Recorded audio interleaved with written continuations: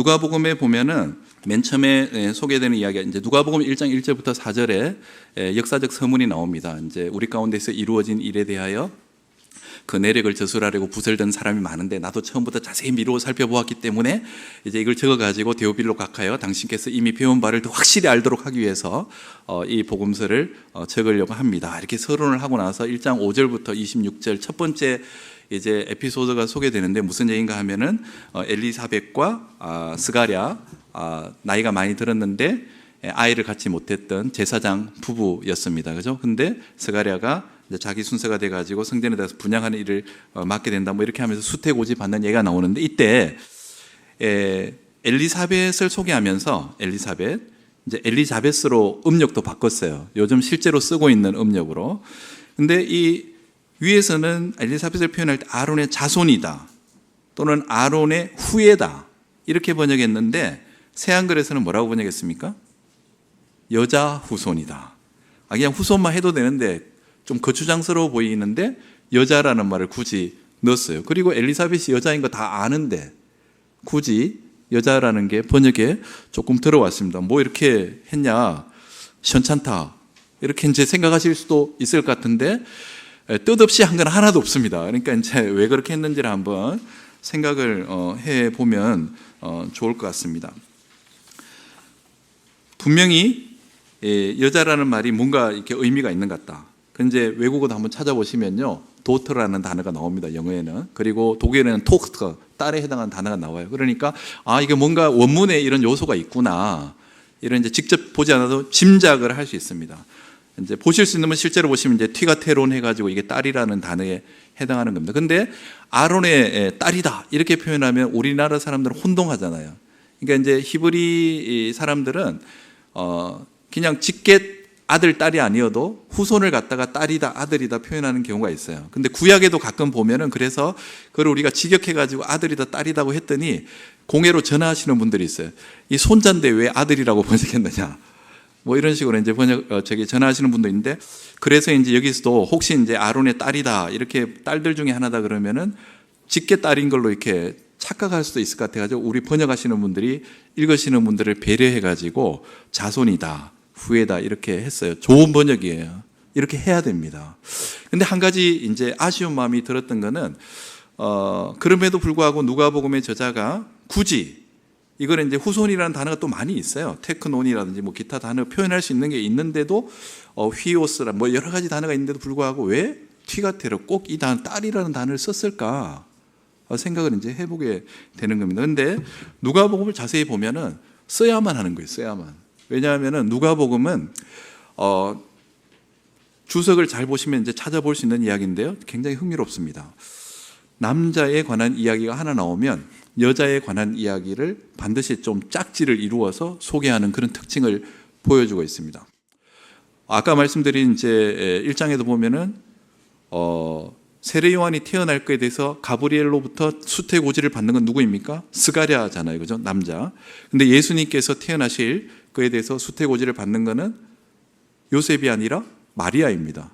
누가복음에 보면 요거 이제 착각하면 안 됩니다. 마태복음에는 보면은 요셉이 수태고지 받는 걸로 되어 있어요. 근데 누가는 마리아가 받은 수태고지를 보도하고 있습니다. 남자 여자. 예수님 태어나시고 8일 만에 할례를 받고 그다음에 이제 마리아의 정결례를 하기 위해서 성전에 올라갑니다. 근데 성전에서 예언자를 두 사람 만나요. 누구입니까? 한 사람은 시몬, 한 사람은 안나. 시몬은 남자, 안나는 여자. 이렇게 됩니다. 누가복음 4장에 예수님 나사렛 회당 설교 첫 번째 하신 설교로 이제 소개를 하고 있다 그랬는데 거기에 보면은 예수님께서 구약에서 예화를 두 개를 가져오세요. 예화를. 시돈 땅의 사렙다 과부.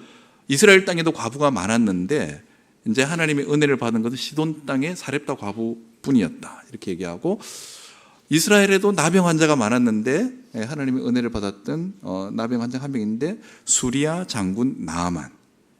사렙다 과부 여자, 나아만 장군 남자 이렇게 되어 있습니다.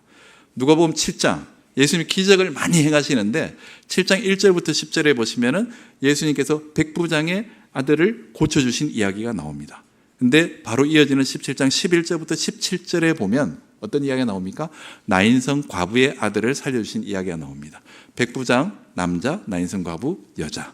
13장에 하나님 나라 비유를 예수님께서 말씀하시는데 두 개의 비유를 가져오세요. 하나는 겨자씨 비유, 하나는 누룩 비유. 겨자씨는 남자들이 농사 짓는 세계에서 가져온 비유이고, 누룩은 여성들이 이제 음식 만드는 세계에서 가져온 비유입니다. 남자의 세계에서 하나, 여자의 세계에서 하나.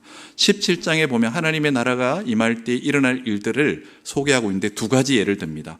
남자 둘이, 우리 번역은 이제 약간 고기도 약간 아쉬운데 두 사람이 누워 있었다 이렇게 되어 있어요. 근데 두 남자가 누워 있었다. 새 한글은 그렇게 했어요. 남자 두 명이 누워 있었는데 하나는 올리어가고 하나는 그대로 남는다. 그다음에 두 여자가 맷돌을 갈고 있었는데 한 사람은 들림을 받고 한 사람은 그대로 남는다. 두 남자, 두 여자. 남자 이야기, 여자 이야기. 찾아보세요. 그래서 이제 뒤에도 누가복음만 찾지 마시고 사도행전 찾아보셔도 괜찮습니다. 왜냐하면 사도행전도 누가가 썼거든요. 남자 이야기, 여자 이야기. 놀랍지 않습니까? 왜 이렇게 했을까? 이건 이제 누가복음에서만 관찰되는 특징이에요.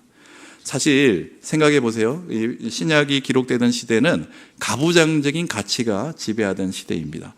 이제 여성분들도 계시고 제가 이제 굉장히 조심스럽지만 이 내용 이해를 돕기 위해서 한번 여쭤보면 사복음서에 다 나오는 기적 이야기가 뭐가 있습니까? 오병이어입니다. 우리 이제 신학교 입학 시험 볼 때 성경 시험에 나오는 건데, 근데 몇 명이 먹었습니까? 5,000명이 먹었습니다. 5,000명은 남자만 5,000명이다. 굳이 또 남자만 5,000명이래요. 왜 남자만 5,000명이에요? 사람 많았잖아요. 애들도 있었고. 그 오병이어 가족은 어린아이인데. 예. 왜냐? 남자만 풀 휴메니티예요. 이때 당시에는. 아리스토텔레스의 정치학 같은 책들 읽어보면은 남자는 풀 휴메니티고 여성은 풀 휴메니티가 아니에요. 애들도 아직 가능성은 있지만 풀 휴메니티가 아니에요. 숫자로 세지를 않는 거예요. 그래가지고. 예, 이런 시대가 신약 시대입니다. 그런데 누가복음을 기록하고 있는 저자는 남자의 이야기가 나왔는데 여자를 그냥 제끼고 가지 않습니다. 여성 이야기를 굳이 그대로 끌어와서 기록하고 부각시키고 그래서 읽고 보고 듣게 해주고 있습니다. 누가복음에만 나오는 이야기가 8장 1절부터 3절이 있는데요. 예수님의 사역을 요약한 구절입니다. 예수께서 각 성과 마을을 두루 돌아다니시며 하나님 나라를 선포하셨는데 12제자가 같이 있었다. 이렇게 시작되고요. 그 다음에 이어지는 부분이 재밌습니다. 귀신 들렸다가 나온 막달라 마리아, 수산나, 안나, 그리고 여러 여자 이렇게 나가는 대목이 있습니다.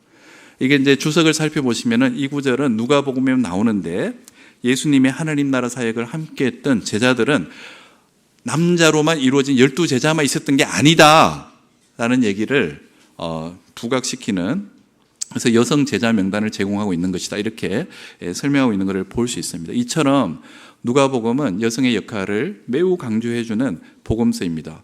여교육자 여러분, 신약 성경 중에 제일 좋은 책이 어떤 책입니까? 누가복음이죠. 예, 이런 책이 누가복음. 어떻게 이런 일이 가능할 수 있었겠느냐? 복음의 능력 아니겠습니까? 누가도 우리가 이제 어쩔 수 없잖아요. 어떤 한 시대를 살다 보면은 그 시대 정신의 영향을 받을 수밖에 없는데 누가는 그러한 가부장제가 지배하던 시대를 살았음에도 불구하고 시대를 뛰어넘는 이퀄리티, 남녀 이제 같이 공존하는 이런 하나님 나라 비전을 바라볼 수 있었던 겁니다. 이건 어디에서 오느냐? 복음의 능력이라고 할 수 있을 것 같습니다. 이렇게 복음의 능력으로 거듭난 시각, 가치관 이런 것들을 보여주는 책이 누가복음이다. 이거를 얘기할 수 있는 그런 하나의 작은 변화라고 볼 수 있습니다. 여자 후손이다라는 게 그냥 그냥 한 게 아니에요. 이 번역할 때. 이런 이제 전체적인 누가의 신학을 다 고려하면서 했다. 이런 걸 이제 조금 생각하시면서 읽으면은 훨씬 더 새한글 성경을 새롭게 좀 보실 수 있지 않을까 싶습니다. 다음 세대를 위한 새한글